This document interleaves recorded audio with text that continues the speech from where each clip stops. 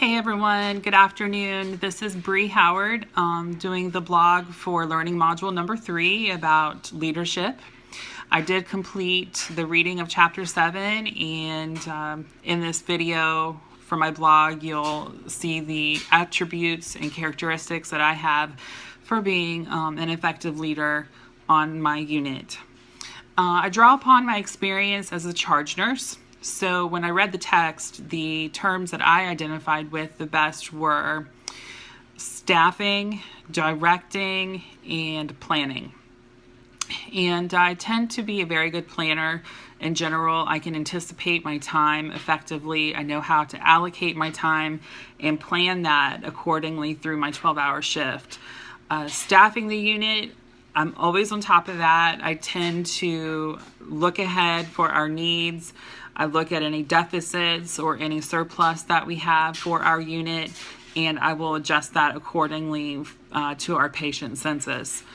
Directing, I do struggle with this at times. Giving directions to fellow coworkers is sometimes very difficult to do, but I do find that I have a very tactful way of directing other people in a helpful, positive manner that does not hurt their feelings or cause any relationships to fall apart at work that I value. The literature that I selected, I found a transdisciplinary article. It's called Transdisciplinary Coordination and Delivery of Care by Scarlett K. Mueller.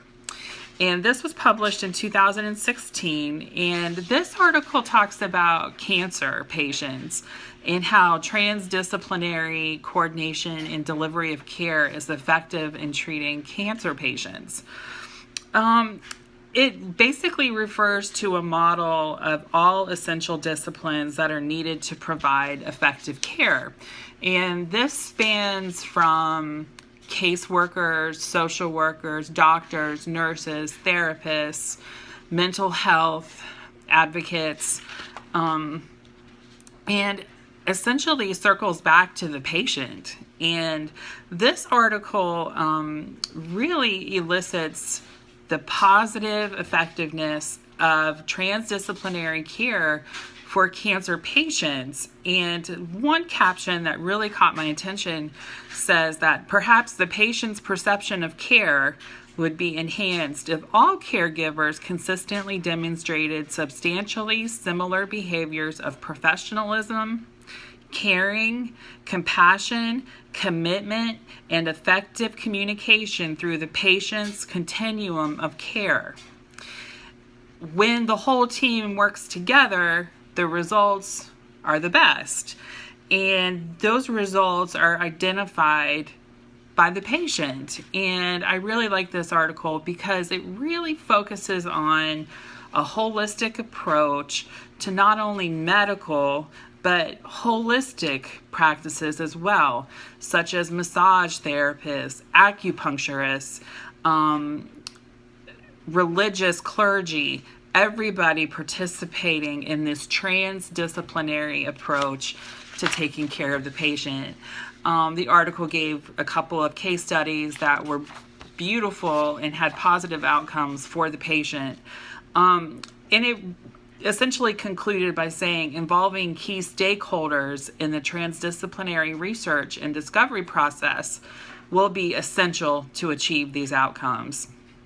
And those stakeholders are obviously the cancer survivors themselves.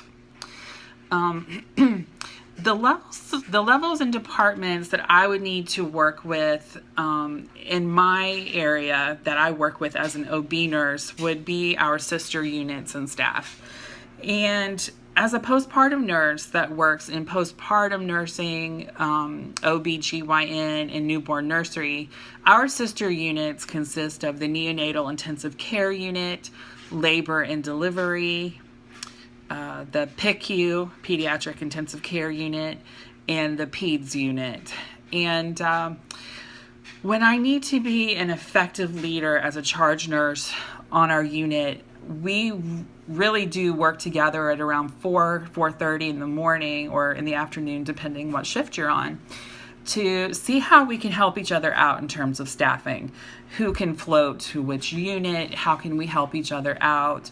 And we will always check with the house manager or the clinician to see if we need to float off of our unit as well.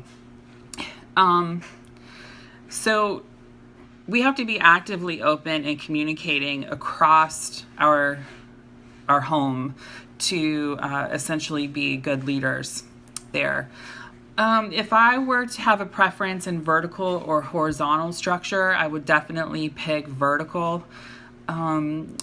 This, to me, working at such a big hospital like Wake Med, it just would be too, in my opinion, it would be too cumbersome to have a horizontal differentiation taking place there.